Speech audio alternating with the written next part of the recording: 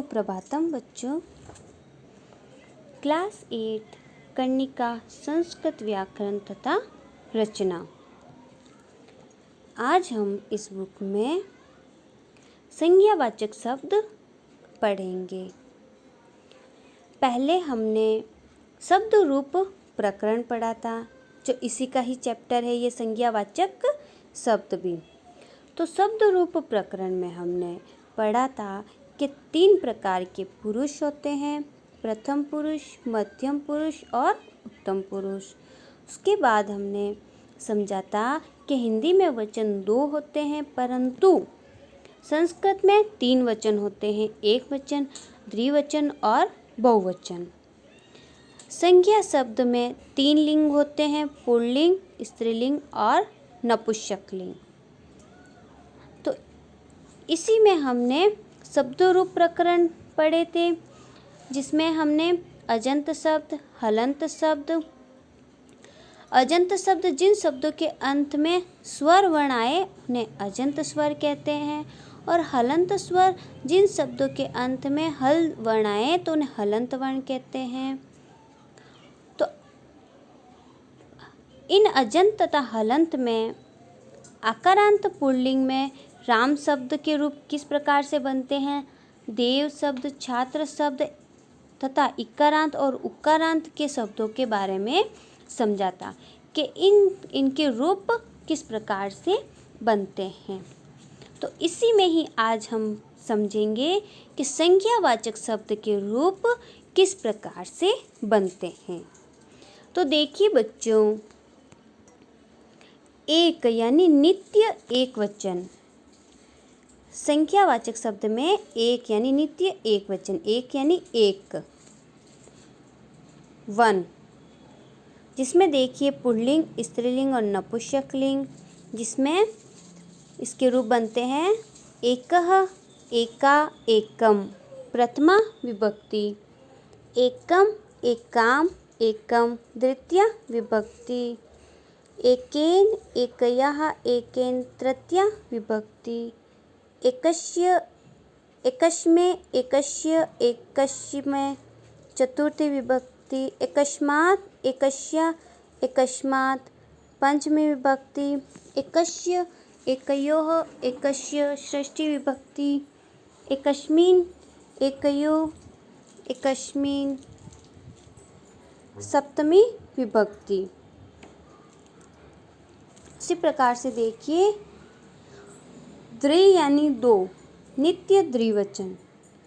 द्वौ, दे, ते, प्रथमा, द्वौ, दे, द्वितीया, द्वाभ्यां, द्वाभ्यां, द्वाभ्यां, तृतीया, द्वाभ्यां, द्वाभ्यां, द्वाभ्यां, चतुर्थी, द्वाभ्यां, द्वाभ्यां, द्वाभ्यां, पंचमी, द्वयोः, द्वयोः, द्वयोः, षष्ठी, द्वयोः, द्वयोः, द्वयोः, सप्तमी।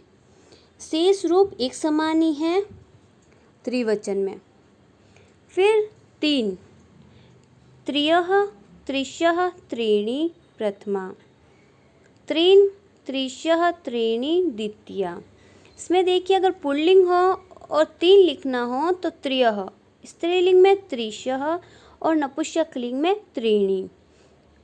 फिर देखिए द्विवचन यानी 2 हो तो त्रीन्, त्रिशः, त्रीणि, द्विवचन त्रिभिः, त्रिशभिः, त्रिभिः, तृतीया, त्रिभ्यः, त्रिशभ्यः, त्रिभ्यः, चतुर्थी, त्रिभ्यः, त्रिशभ्यः, त्रिभ्यः, पंचमी, त्रयाणां, त्रिशाणां, त्रयाणां, षष्ठी, त्रिषु, त्रिषुः, सप्तमी। फिर देखिए चतुर यानी 4, नित्य बहुवचन।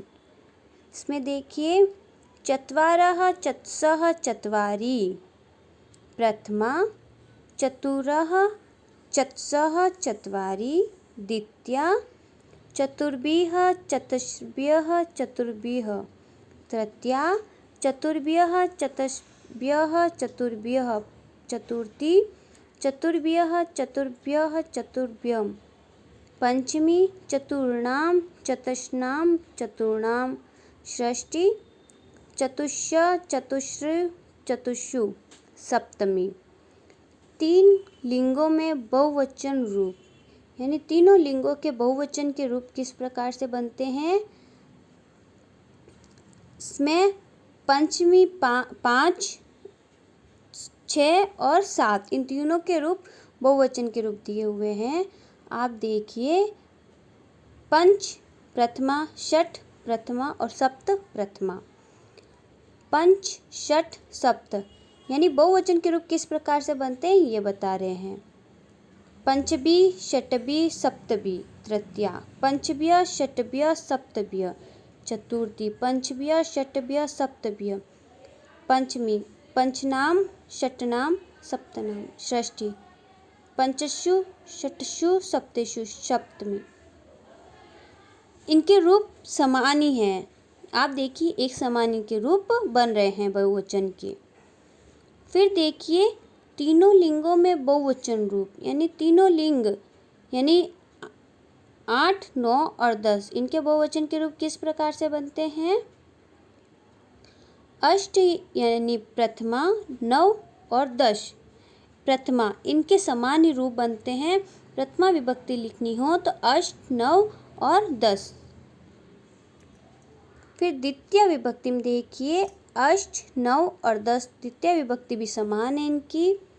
अष्टाभिः, 9भ्यः, 10भ्यः, तृतीया। अष्टाभ्यः, 9भ्यः और 10भ्यः, चतुर्थी। अष्टाभ्यः, 9भ्यः और 10भ्यः, पंचमी। अष्टानाम, नवानाम, दशानाम, षष्ठी।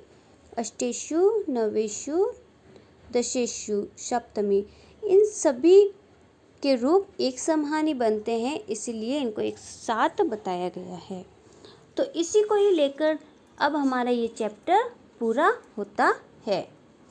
तो इन सभी धातु रूप को आपको याद करने पड़ेंगे, तभी आपको अच्छे से समझ में आ जाएगा। इन सभी शब्द रूप को आपको याद करने पड़ेंगे, तभी आपको समझ में आ जाएगा।